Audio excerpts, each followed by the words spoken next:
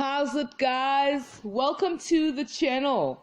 So I've been aching to do this video for quite some time, but there wasn't like really a reason to do it, so I have now found the reason. So this is my piece of petrified wood, and just recently I was learning about permineralization. It's where the organic material buried in the ground is replaced with minerals from the soil, and that's how fossilization takes place. So I wanted to read up on it, so I Googled it. So I asked, what is petrified wood? And I was hoping to get a breakdown of the permineralization process. Instead, I got this woo stuff.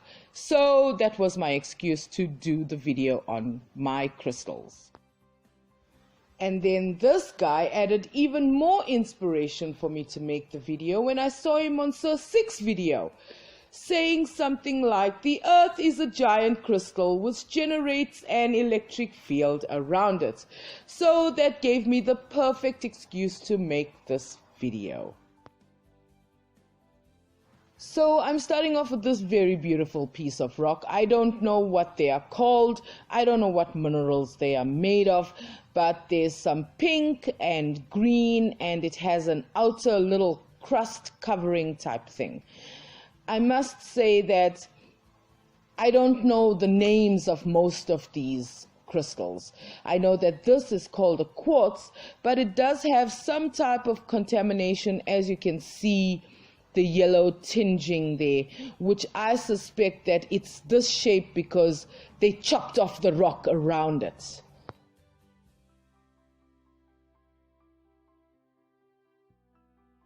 Then I've got quite a couple of these types of looking guys. They're called fairy quartz, and as you can see, there's not much uniformity to them.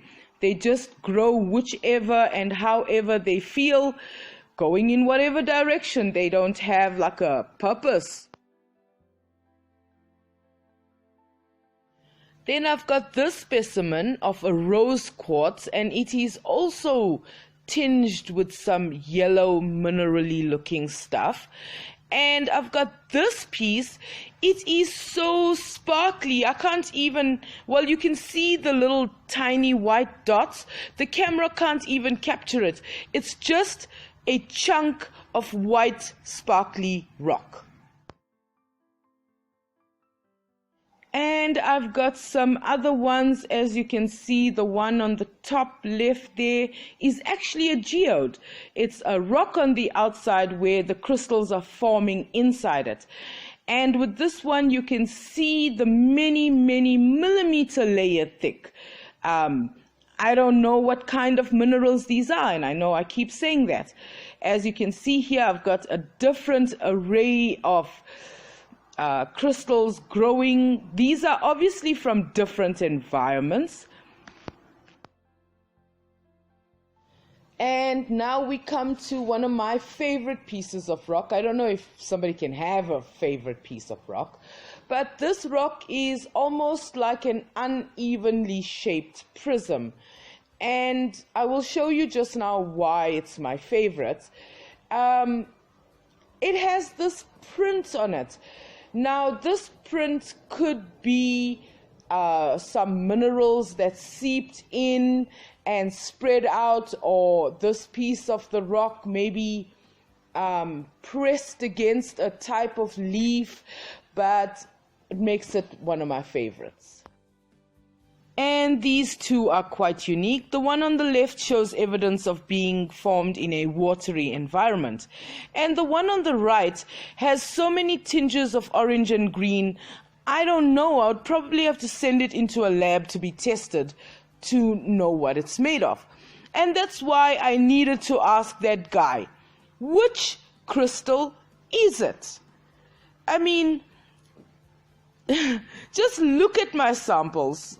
Guys, they vary. Even if you just turn the one over, they just vary so vastly.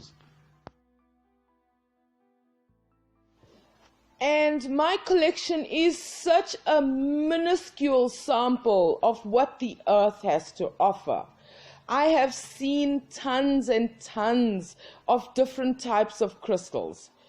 And just something I wanted to mention, I know that the word contamination is used, like there's not like really perfect, like diamonds may be considered perfect, but I heard that they can have a 0.1% contamination, so to speak. So all these stones, crystals, rocks, whatever, they are very infused. And the other thing that also bugged me very deeply was, creationists say that sand and rocks don't contain information. But as you can see from my array of different crystals, which already just by sight can tell you that these crystals were formed under different circumstances and took different periods of time and involved different types of minerals coming together under those optimum conditions, whatever they were. So I have to ask, how were all of these different types of crystals? I mean, look at this one. There are so many layers in this very tiny piece of rock. How is it even possible that it was formed just in that very short period of time? I mean, look at this piece of rock here. It's called an ocean opal. And if you look closely, the opal is being formed in the rock. And if you look even more closely, it has tiny holes. And that is an indication that this piece of rock was in the water for a very long time. I would really love to know how creationists reconcile this with their notions. And this, guys, is my very own piece of chrome. Now, I went to search chrome and I was actually very disappointed to find that with all the uses that chrome has, it's corrosive resistant and all of that, it is only $125 per 1,000 kilos. What the hell is going on there? So guys, I just need you to keep in mind that these crystals all can fit in the palm of my hand or smaller. Okay, so just so you can have an idea of the scale. And that orange rock you're looking at on the top left there is from the Orange River, and it is tinged that color because of the clay, the environment of the Orange River. And guys, this is a very tiny fraction of my collection, although my collection is a tiny fraction. So please, guys, let me know what you think in the comments about, creationists saying that rocks don't contain information, and the guy thinking that the earth is a giant crystal. Thank you so much for watching. Catch you in the next video. Bye.